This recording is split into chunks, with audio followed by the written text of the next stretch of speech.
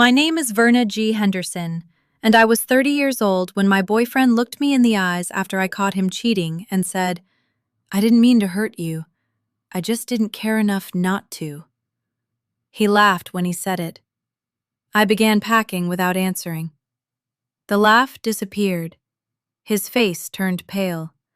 When I reached the door, I looked back and said, "I didn't mean to leave you. I just don't care enough not to." Then I walked out.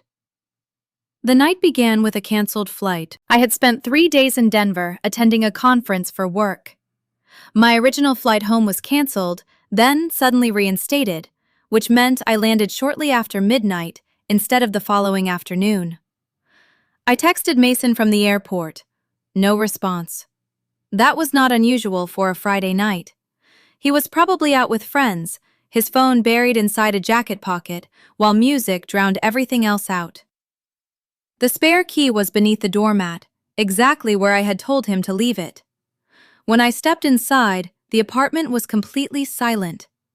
After 3 days of forced conversations, presentations, and networking, the quiet initially felt like relief. I dropped my suitcase beside the door. The sound echoed. Then I saw the wine glasses. 2 of them sat on the coffee table. One carried a faint smear of lipstick the color of crushed berries. Not mine. A woman's leather jacket hung over Mason's reading chair. I stood motionless as something cold opened inside my chest.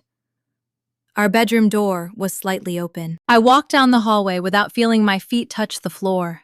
The scene beyond the doorway looked almost staged. Mason slept with his back toward me. Beside him lay a woman I had never seen before, her arm draped across his waist. On the carpet, a torn condom wrapper reflected the streetlight bleeding through the blinds. I did not scream. I did not wake them. I backed away, returned to the living room, and sat beside the dirty glasses. An hour later, the bathroom light switched on. The woman walked into the hallway wearing Mason's shirt. She stopped when she saw me. She was younger than us, with carefully styled hair and the polished appearance of someone who had expected to leave unnoticed. She hurried back toward the bedroom. Whispering followed. Then Mason appeared wearing a silk robe, his panic already hardening into irritation. The woman, Jade, slipped past me carrying her shoes and jacket. She never made eye contact. The front door clicked shut. "How long?" I asked. Mason crossed his arms. "Verna, it is not what you think." "It is exactly what I think. How long?"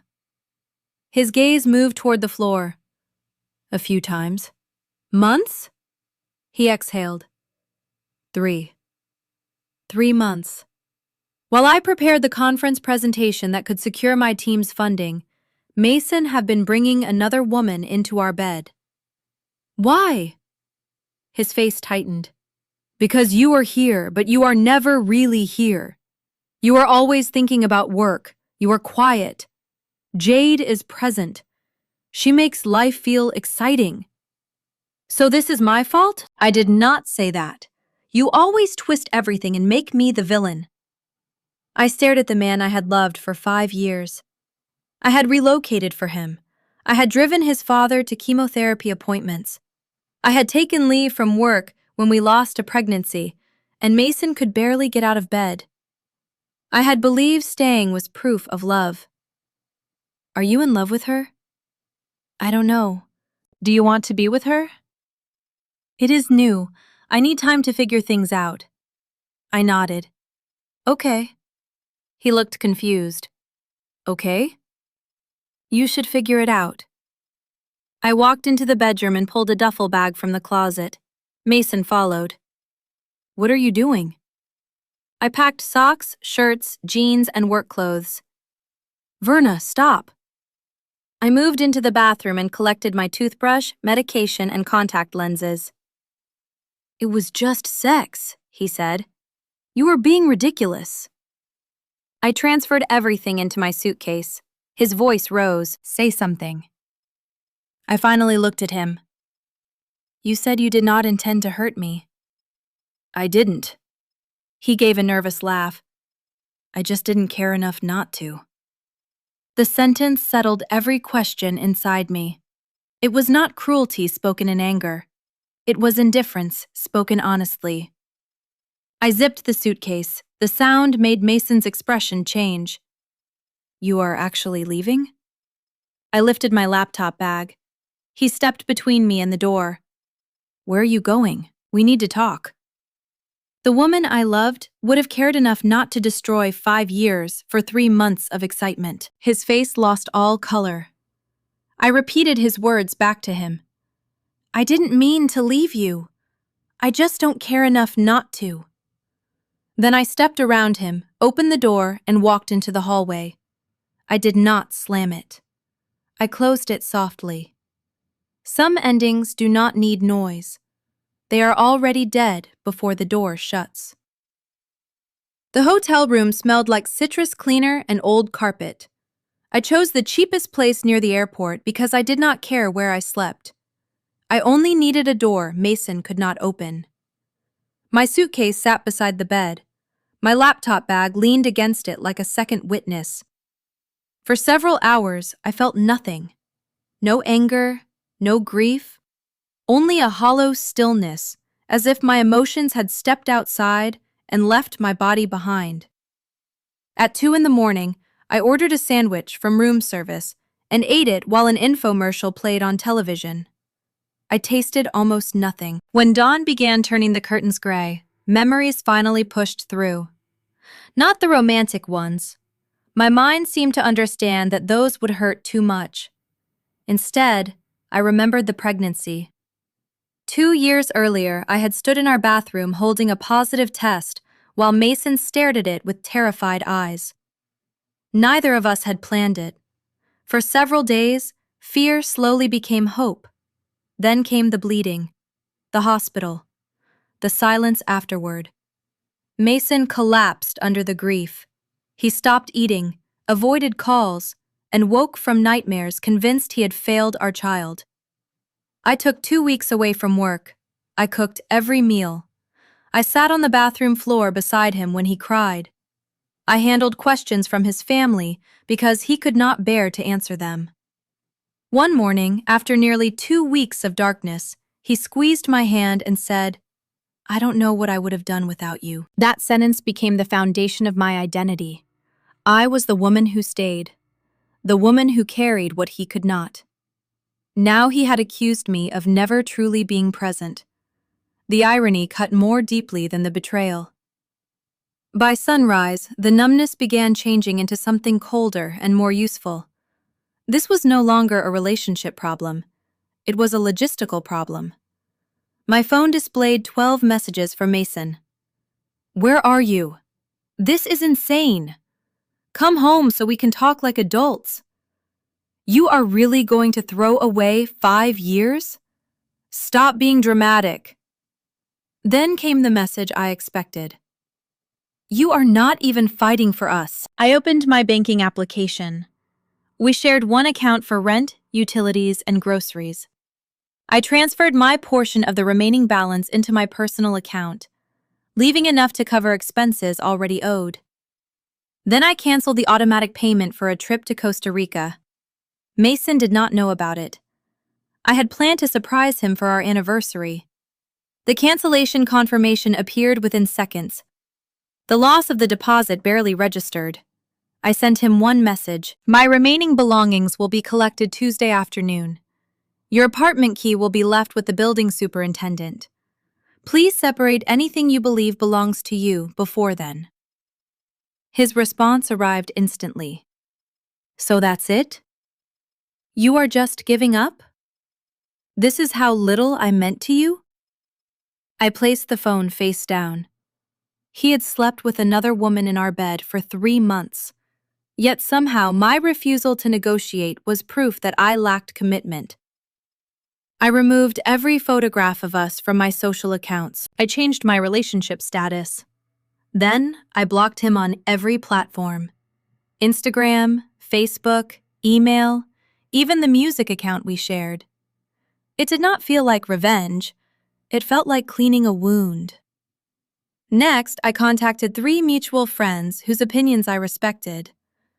Mason and I have separated due to infidelity on his part. I am not discussing details, but I wanted you to hear it directly from me. I need space for now. The responses came quickly: shock, support, awkward sympathy. One friend admitted he had suspected something because Mason frequently disappeared from gatherings to answer messages. I thanked them and stopped reading. On Tuesday, I hired a moving service through an application. 3 polite strangers entered the apartment while I remained at work. They packed my clothing, books, records, kitchen equipment, and the knives my father had given me. Everything went into storage unit 317. The service cost $389. It was the best money I had ever spent. I left the apartment key with Mr. Lopez, the building superintendent. Mason tried reaching me through a work email account that evening. I cannot believe you sent strangers into our home. Our home.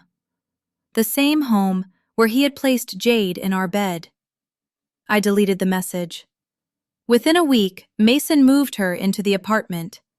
I did not know because I checked. A mutual friend named Derek mentioned it when we met for coffee 3 weeks later. She moved in almost immediately, he said. Mason has been posting about fresh starts. I stirred my drink. And? Derek hesitated. It is already going badly. Jade had lost her bartending job after repeatedly arriving late. She drank heavily, borrowed money, and vanished for entire nights. Mason defended her publicly. Privately, they screamed at each other. Someone had seen Jade throw a bag of food against his car during an argument. I felt a distant sadness. Not for the relationship, for how predictable it all was. Mason had chosen excitement and received chaos. That evening, an unknown number sent me a message. Verna, it's Mason. I know you blocked me. I made a terrible mistake. Please talk to me. I'm sorry for what I did and what I said. I read it once. There was no rush of satisfaction. No temptation to answer. His apology entered my life and disappeared without leaving a mark. I cleared the notification and returned to the silence of my furnished sublet. For the first time since the night I found those wine glasses, the quiet did not feel hollow. It felt like it belonged to me. The silence after Mason's apology was not a strategy. It was simply my life now. His words appeared on my phone, hovered for a moment, then disappeared without changing the temperature of the room. I did not feel victorious. I felt free. The weeks that followed began filling with things that belonged only to me. I signed up for a woodworking class at a community center near my sublet. Mason had always called it an old man's hobby, but the smell of sawdust and the concentration required to cut a straight line quieted my mind in a way nothing else could. I reconnected with my college friend Bethany, whom Mason had always dismissed as too cynical. We began hiking every Sunday. She never asked for details about the breakup. She simply walked beside me, sometimes talking, sometimes letting the trail remain silent. My past continued collapsing without my involvement. Jade's behavior became more public. 2 months after I left, a blurry video circulated through mutual friends. She was outside a downtown bar, screaming at security, while police restrained her against a cruiser. Apparently, she had tried to fight a bartender and then struck one of the officers. The arrest revealed previous charges: petty theft, disorderly conduct, a violation of a restraining order involving another former boyfriend. Jade was not an exciting exception. She was a pattern. Mason had not traded stability for passion. He had stepped directly onto a fault line and called the shaking freedom. Then came the first person sent to pull me back. Lacey, one of Mason's closest friends, called while I was sanding a maple serving board. Verna, I know what Mason did was terrible, she began, her voice coated in false gentleness. But Jade was abusive. She maxed out his credit card and hit him before she was arrested. I continued sanding. He is devastated, she said. He has learned his lesson. Maybe if you spoke to him, it would help him heal. I stopped the machine. I hope he finds professional support. He still loves you. Mason needs help from someone who is qualified and willing. Her tone hardened. You are really that cold? I am resolved. I ended the call. Mason's sister, Chelsea, left a voicemail the next day. She accused me of abandoning him at the lowest point of his life. According to her, compassionate people forgave mistakes. I deleted the message. For years, Mason's family had expected me to stabilize him. When he lost direction, I guided him. When he grieved, I carried him. When he failed, I absorbed the consequences. Now they wanted the old Verna back because the new one refused the assignment. Another voicemail arrived from Mason himself. His voice was ragged. At first, he apologized. Then the apology twisted. You win, he said. You are the perfect calm victim, and I am the monster. Is that what you wanted? I listened without reacting. You were never capable of real love, he continued. Real love forgives. Real love fights. You just disappear. A crash sounded in the background, then sobbing. You are a cold, heartless coward. The message ended. I saved it, not because I wanted to hear his pain again, because it reminded me what lived beneath the apologies. When remorse failed to restore his access to me, anger returned. Mason did not believe consequences belonged to him. He believed I was responsible for removing them. That weekend, I finished the maple board. The grain glowed beneath the oil, rich and smooth. Bethany came over and we grilled dinner. We ate on the small balcony while the city lights appeared one by one. The chaos from my former life felt far away. I was building something real. One straight cut. One quiet evening. One boundary at a time. 6 months after I walked out, I moved into a permanent apartment near the river. It had high windows, enough space for a small workshop, and no memories belonging to anyone else. One gray afternoon, I stopped at a coffee shop near my office while waiting for Bethany. I was studying plans for a custom bookcase when the bell above the door rang. I looked up. Mason stood in the entrance. He looked thinner, his shoulders folded inward beneath a coat that seemed too large. His eyes found mine. Shock crossed his face. Then hope. Then calculation. He walked directly toward my table. Verna? I placed my phone down. Mason? He flinched at the neutrality in my voice. You look good. Thank you. His hand hovered over the empty chair. Can I sit? I am waiting for someone. Just for a minute. I nodded once. Mason sat on the edge of the chair, twisting a napkin between his fingers. I do not know where to start. I said nothing. His eyes filled with tears. Everything fell apart. I watched him calmly. He had finally arrived with the speech he believed would reopen the door. But the woman who once lived behind that door no longer existed. Mason stared down at the napkin twisting between his fingers. Jade is in jail, he said quietly. There were other charges I never knew about. Restraining orders, theft. She lied about everything. I took a sip of coffee. She took money from me, he continued. She maxed out one of my cards and disappeared for days. When I confronted her, she hit me. His voice cracked. I kept defending her because admitting you were right would have meant admitting what I threw away. I remained silent. Mason looked up, searching my face. I lost the apartment. I lost friends. My family barely speaks to me without bringing up what I did to you. This is not about what happened to you afterward, I said. I know. Do you? He swallowed. I cheated for 3 months. I brought another woman into our bed. When you confronted me, I blamed your work and your personality because I was too ashamed to admit I wanted cheap attention. For the first time, he spoke without softening what he had done. I said I did not care enough not to hurt you. Yes.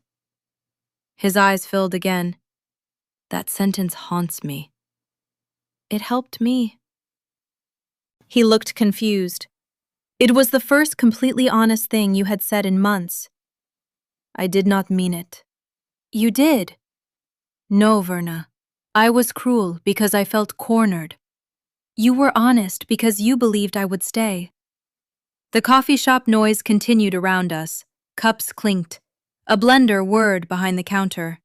Outside, pedestrians moved along the wet sidewalk without knowing that the man across from me was asking to reopen a grave. Mason leaned closer. I have been in therapy. I hope it helps. I am changing. For yourself? For us. There is no us. His face tightened. Can we at least have coffee sometime? Start slowly? I am not asking you to take me back today. You are asking me to make room for you. I am asking for one chance to prove I am not that person anymore. I looked at him carefully. The old Verna would have noticed his thinner face, the exhaustion beneath his eyes, and the tremor in his hands. She would have reached across the table, not because trust had returned, but because another person was hurting. That was how I had lost myself before. Mason, what happened with Jade was terrible, but her hurting you does not repair what you did to me. I know that. You keep saying that, but everything you have told me is about what you lost. His expression shifted. I lost you. No. You lost the person who protected you from consequences. That is not fair. It is accurate. He sat back. For a moment, the apology disappeared and irritation surfaced beneath it. I am trying to take responsibility. Responsibility does not require me to reward you. I'm not asking for a reward. You are asking for access. His jaw tightened. Then he caught himself and lowered his voice. I loved you. I believe you loved what I gave you. That is not true. Tell me what you miss that has nothing to do with how I supported you. He opened his mouth. No answer came. The silence stretched between us. Mason's eyes dropped toward the table. I miss your laugh, he whispered eventually. I miss the way you danced while cooking. I miss how safe everything felt when you were there. Safe. Again. Even his most personal memory ended with what my presence provided. I do not hate you, I said. Hope flickered across his face. But hatred is not the opposite of reconciliation. His hope faded. You told me the truth that night. You did not care enough. That truth gave me the clarity to leave. I care now. I am glad. Then why does that not matter? Because your care arrived after the consequences. His face collapsed. So there is nothing I can do? Not with me. The words were gentle, but final. I do not mean to hurt you by saying this, I continued. I simply do not care enough to revisit what you destroyed. There is nothing left to rebuild, only ash. Mason stared at me as though I had struck him. You really feel nothing? I feel peace. That answer hurt him more than anger would have. At that moment, Bethany entered the coffee shop. She saw Mason, then looked at me with a silent question. I smiled, a real smile. My friend is here, I said, standing. I need to go. Mason's voice broke. Verna, please. I picked up my coffee. I hope therapy helps you find peace, too. Then I joined Bethany near the counter. Behind me, I heard Mason's chair scrape against the floor. I did not turn around. The woman he had betrayed was no longer waiting for him to become better. She had already built a life where his improvement was no longer relevant. Bethany and I left the coffee shop together. The air outside was cold and clean, carrying the smell of rain from the river. She glanced back through the window once, then looked at me. "Are you all right?" "Yes." "You do not have to pretend with me." "I am not pretending." That surprised her. For months, I had imagined that seeing Mason again might reopen every wound I had carefully closed. I expected anger, grief, perhaps even the dangerous pull of nostalgia. Instead, the conversation left me calm, not triumphant, not satisfied by his suffering, simply finished. Mason had finally admitted what he had done, but accountability did not create a bridge back to me. It only confirmed why I had crossed the distance in the first place. Bethany and I walked toward the river. "He looked broken," she said carefully. "He is." "Do you feel sorry for him?" I considered the question. I feel sorry that he became the kind of person capable of destroying everything he claimed to value. That is not the same as wanting him back. No. We stopped near the railing. The water below moved steadily beneath the gray sky. For years, I believed compassion required access. If someone was hurting, I opened the door. If someone apologized, I softened. If someone needed me, I stayed. Mason had depended on that version of me. He knew I would carry pain longer than anyone else because I was afraid that leaving made me cruel. Now I understood that compassion could exist at a distance. I could hope he healed without volunteering to become part of the process. I could acknowledge that Jade had abused him without allowing his suffering to erase his betrayal. I could wish him peace without surrendering mine. Life continued quietly after that day. My woodworking improved. I built a full bookcase for the apartment and a cedar bench for the balcony. Each project began as rough material and became something solid through patience, attention, and small corrections. Healing worked the same way. There was no dramatic moment when I became whole. I simply made one honest choice after another. I kept running. I accepted more responsibility at work. I traveled with Bethany and several friends to the mountains in early spring. I laughed more easily. I slept through the night. The apartment near the river became a real home. My books filled the shelves. My records stood beside the turntable. The maple serving board sat in the kitchen, dark and smooth beneath years of oil. Nothing in the space belonged to Mason. Nothing required his approval. Months later, Derek mentioned that Mason had moved to another city after completing a treatment program. He had found steady work and was still attending therapy. "That is good," I said. Derek watched me. "You really mean that?" "I do." "Do you ever think about contacting him?" "No." He nodded, finally understanding. Forgiveness, when it came, was not an invitation. It was the moment Mason's name stopped carrying heat. One evening I found the voicemail I had saved, the one where he called me cold, heartless, and incapable of love. I listened to only the first few seconds, then I deleted it. I no longer needed proof of who he had been. I trusted the woman who left. That was the final change. For years, I trusted Mason's explanation of my reality more than my own instincts. If he said I was distant, I worked harder to be present. If he said I overreacted, I apologized. If he said his betrayal happened because something was missing in me, I searched myself for the flaw. Now I believed my own memory. I had loved him. I had shown up. I had stayed through grief, illness, and uncertainty. He cheated because he chose to. He dismissed my pain because he believed I would remain. The relationship ended not because I stopped caring too soon, but because I finally cared about myself enough to leave. My name is Verna G. Henderson. I do not hate Mason. I do not need revenge. I do not need him to suffer forever or spend the rest of his life regretting me. His consequences belong to him. My peace belongs to me. The night I walked out, I thought I was leaving behind 5 years of my life. I was wrong. I was rescuing every year that came afterward. Mason said he did not care enough not to hurt me. In the end, I cared enough about myself not to return.